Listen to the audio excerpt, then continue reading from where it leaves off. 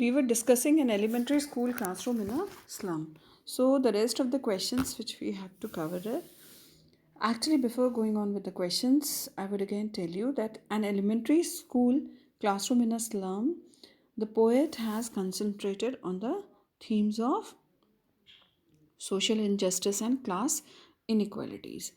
And the children, their conditions were very pathetic. They wander aimlessly, and he had even mentioned that their bones they are peeping through their skins because they were undernourished, and uh, picture the picture which he has portrayed the picture which he has portrayed in the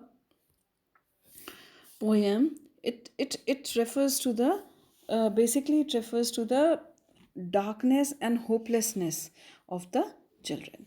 So the very first question is, bring out the significance of the sense of dejection and despair in the poem. Children, it is a very important question. Actually, this question brings out the purpose. So answer: the poet vents his despair and dejection in the numbing poverty of life of the slum. I've underlined these words. Find out the meaning. I can tell again, it is you people who had to work hard. So the poet, he basically points out the despair and dejection. He expresses his grief, that despair and the dejection which is deep under the hearts, or lie buried. It can We can say that it is lie buried in the hearts of the children, slum children. So the poet vents his deep despair and dejection in the numbing poverty of the life of the slum children. These children are rootless. Why they are called rootless? As they lack stability in their lives. They wander aimlessly. They don't have anything to work on, and rather they inherited some of the disease from their parents. They belong to the dirty world of the cramped holes. So they have been called as rootless. They are insecure and ill-fed. They are insecure and ill-fed, living a miserable life of pain and despair. They are living a miserable life of pain and despair. The sour cream color of their school walls reflects the despondent look of those students. Children, why the classroom walls they have been called as sour cream? Actually, the classroom walls are in a state of neglect. They are turned into sour cream and poverty stricken. So they are in a state of neglect. That is why they have been called the sour cream color of their school walls. Reflects the despondent look of the students. They are not interested, they are not at all interested in studying, or they are not interested in looking at the pictures which have been donated by the rich people or a civilized class. Actually, they correlated, they did not find anything relevant in those pictures. The world which is limited to them was the behind yeah, in roaming in the slum only, or outside the classroom window. So it was their world, so they were not at all interested in the pictures. So next line is, they lack the usual experience of life. They suffer the agony, they suffer the pain of being unwanted in this small world. They suffer that pain that they are not wanted in the small world. They have been even called as, their slag heap is been called upon. Why their slag heap is the heap of waste? Because they roam over there, they wander aimlessly over there. Now they suffer the agony of being unwanted in their small world of the slums. Their world is far removed from the outer world. They are far removed from the outer world, means are they are not able to go out, they cannot explore the world. The gap is there between the two worlds, the gap is there. Have and have nots are there for them. Now, agony of being unwanted in the small world of the slums, their world is far removed from the outer world. That is represented in school, books, maps, pictures of a Triolis Valley and of Shakespeare. Education has shown them path of liberation. Education has shown them the path of liberation, means a little hope is there that maybe they are liberated, maybe they can explore the world. But they are ironically caught in a situation where their education only makes them aware of their misery. Irony is, no doubt, education let us explore the world, but over here the irony in this poem is that the poet, he has laid out and he has stressed out on that point that the children, they know in case if they are there also, they will not they will not be able to go out, they will not be able to explore the world. So it is a irony that it is a part of their misery only in that particular class. That is why the walls, they have been depicted as sour cream, they are in a state of neglect. Now, the next question, bring out the irony in the system of education of the slum children with reference to the poem. So, what will you write down? The poem deals with the theme of social injustice. The poem deals with the theme of social injustice and class inequalities in our society. The irony that is rooted is the marginalized existence. Children, the poem deals with the theme of social injustice and class inequalities. It is inequalities in our society. The irony that is rooted is the marginal existence of these slum children,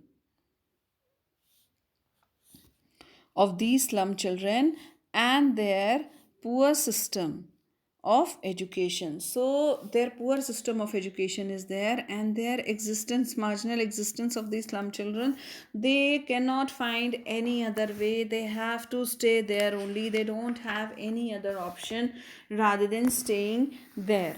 So the children, they are even referred to as pale and lifeless. They have the lifeless faces, they are depressed and oppressed with the burdens of life.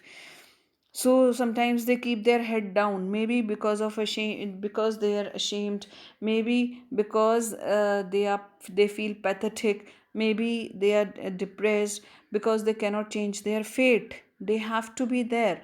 The examples of map have been given because it does not contain the narrow streets of slums, so they are not at all interested in studying anything, and their poor system of education. The poet has reflected this irony in saying that these children, as they read, run their tongues naked into the books. I have given you the question yesterday also, that metaphor explain run their tongues naked into the books. What does it mean? It means that they do not understand the meaning of the words and blankly utter the sentences. Children, this line is very important, and yesterday or day before yesterday I told you that reciting, what does the word reciting mean? Children, reciting, in case if we have used the word, it means they have simply crammed it, they have not understood it. So same line, run their tongues naked into the books, means they are just merely reading it. Physically they are present in the class, but mentally they are absent from the class. So because they do not understand the meaning of the words, and blankly with the sentence, they were blank with the sentence, they were not able to grasp the meaning. They fail to understand the true message of education contained in the books. Their spectacles are like bottle bits, suggesting the poverty of their lives. They have been called as bottle bits. They suggest the poverty of their lives. They have the mending glasses. The glasses were mended. They were repaired.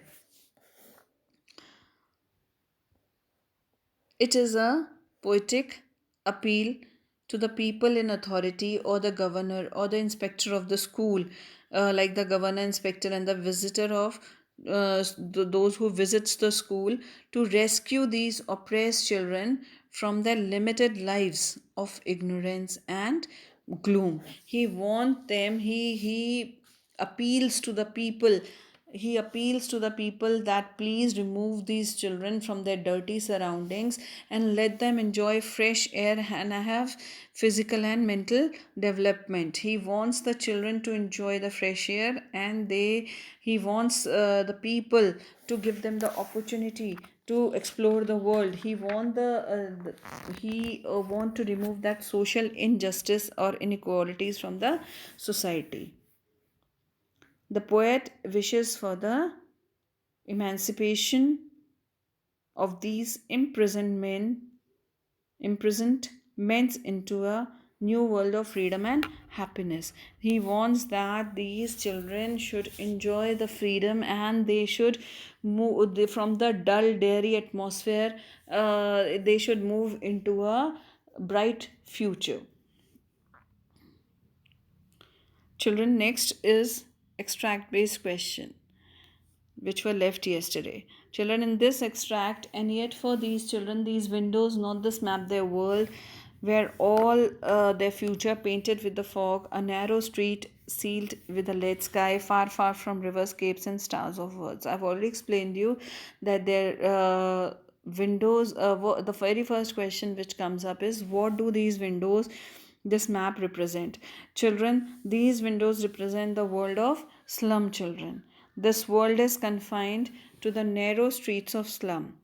The map represents the outer world, which is dream for the slum children. They have that dream of going out, but they are restricted within that slum only.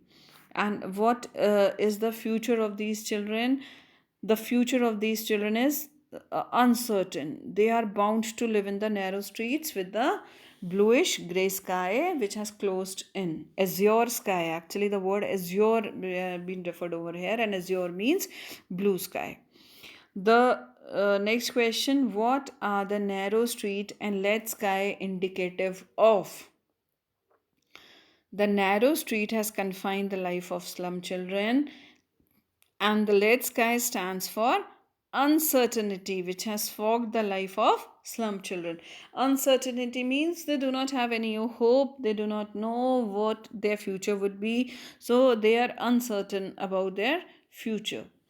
Where would these children prefer to be? They would prefer to live in an open world. They have desire to live near the rivers and capes. They want to enjoy the starry nights. They want to enjoy everything. So where would these children prefer to be? These children prefer to be in an open world. They have desire to live their lives near the rivers and capes. They want to enjoy the starry nights. Now the next question coming up is, how is Shakespeare, this question is very, very, very, very important, children. How is Shakespeare wicked and the map a bad example for the children of the school in the slum? How is Shakespeare wicked and the map a bad example for the children of school in a slum?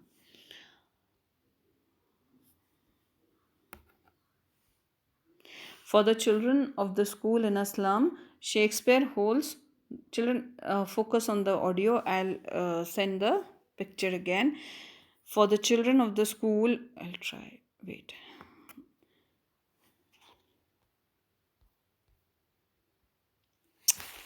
Here, the first line is missing. I'm dictating the first line. For the children of the school in a slum, Shakespeare holds no importance. For the children of the school in a slum, Shakespeare holds no importance. His works are meaningless for them. Why his works are meaningless for them? because they cannot change their fate. They cannot change their future. The map is a bad example for them. Why? Because it does not contain the narrow streets of slums.